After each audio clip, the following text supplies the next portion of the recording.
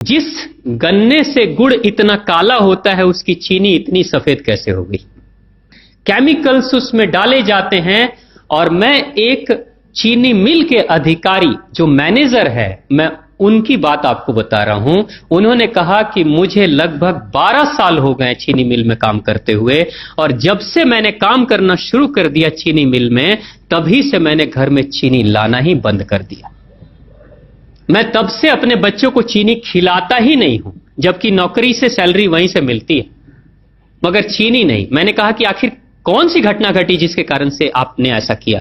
तो उन्होंने बताया एक छोटी सी घटना कि चीनी मिल में जो ये पानी निकलता है ना, चीनी के बनने के बाद उस प्रोसेसिंग में जो पानी निकलता है, उस पानी में वो सारा केमिकल भी मिक्स रहता है, और उस पानी को चीनी मिल वाले लोग अक्सर एक टंकी में जमा करके रखते हैं। ये सभी चीनी मिल वालों के पास में होता है, आप भी कभी जाएंगे तो आपको भी पता चलेगा। वो टंकी में वो पानी रखा जाता है, लेकिन रोज रोज प्रोसेसिंग हो रहा है, रोज चीनी बन रही है, रोज बहुत सारा पानी आ रहा है, तो आखिर कब तक एक टंकी की क्षमता है ना, कितने दिनों तक वो टंकी खाली रहेगी। भर जाती है, भरेगी तो फिर क्या करेंगे, खाली करना है। तो क्या किया था चीनी मिल के लोगों ने, सोचा कि छोड़ो ना, अब कहां जाएंगे उसको फेंकने के लिए कहीं दूर, क्योंकि अब उतनी बड़ी टंकी जिसमें हजारों गैलन पानी है, उसके लिए ट्रांसपोर्ट में कितना खर्च आएगा, तो बेहतर होगा रात के अंधेरे में कहीं खेत में डाल देते हैं। क्योंकि जनरली फैक्ट्रियां तो होती हैं ऐसे ही बिराने में, तो कहीं डाल देते किसी खेत में, क्या पता चलेगा पानी है कि चीनी मिल का पानी है क्या है। तो ये सोचकर मैनेजमेंट वाले लोगों ने रात में ही उस पानी को खेतों में छुड़वा दिया, और नतीजा ये हुआ कि उस खेत की सारी फसल जल गई, मिट्टी बंजर हो गई। और जब किसान पता करने लगा कि आखिर क्या हुआ मेरे खेत में, जब चेकअप कराया वो मिट्टी का, तो पता चला कि इसमें तो चीनी मिल का जो वेस्ट मटेरियल है वो डाला गया है।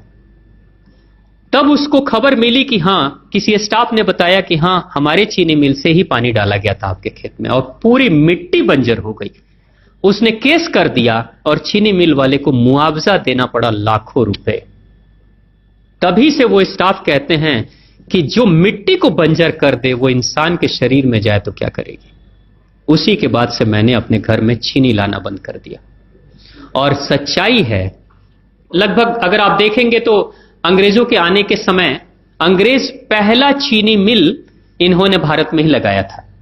पहला चीनी मिल भारत में ही अंग्रेजों का लगा, और अंग्रेजों ने चीनी की शुरुआत की। भारत के लोग गुड़ खाते थे, चीनी नहीं खाते थे। उन्होंने बहिष्कार किया, बिल्कुल नहीं, लेकिन चीनी और चाय पत्ती दोनों के लिए लोगों को तैयार किया गया था। चाय पिला पिलाकर फ्री में, चीनी के लिए तैयार किया गया और चाय के लिए भी तैयार किया गया।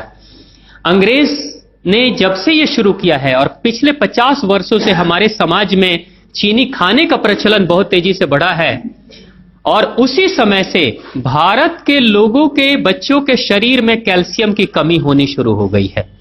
अगर कोई मां, अगर कोई बहन जो गर्भवती हो, गर्भकाल के दौरान अगर चीनी का सेवन अगर कोई बहन कर रही हो, तो चांसेस ज्यादा होते हैं गर्भपात होने के। कोई मां अगर बच्चे के जन्म से पहले 1 साल पहले से ही चीनी छोड़ दे और सामान्य भोजन करे, अपना ही दूध बच्चे को पिलाए, और कम से कम 5 साल तक बच्चे को चीनी ना खिलाए, खुद को चीनी ना खिलाए, उस बच्चे को कभी भी ऑस्टियोपोरोसिस की समस्या नहीं हो सकती। कैल्शियम की कमी उसके शरीर में कभी नहीं होगी। चीनी जब जाती है आपके शरीर में, तो बाहर जब निकलती है तो अकेले नहीं निकलती, कैल्शियम लेकर निकलती है। चीनी कैल्शियम लेकर निकलती है, हड्डियों को गलाकर निकलती है। और जिसके शरीर में कैल्शियम की कमी हो जाती है, उसके शरीर में मैग्नीशियम, पोटेशियम, आयरन सबकी कमी हो जाती है। कैल्शियम वो तत्व है कि जिसके शरीर में कम हो जाए, सारे तत्व कम हो जाएंगे, और कैल्शियम की कीमत पे चीनी हम खाते हैं।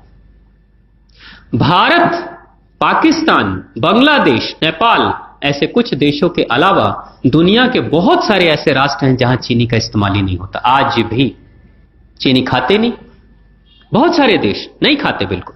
आप गुड़ खाया करिए, वो ज्यादा बेहतर है, चीनी को छोड़िए।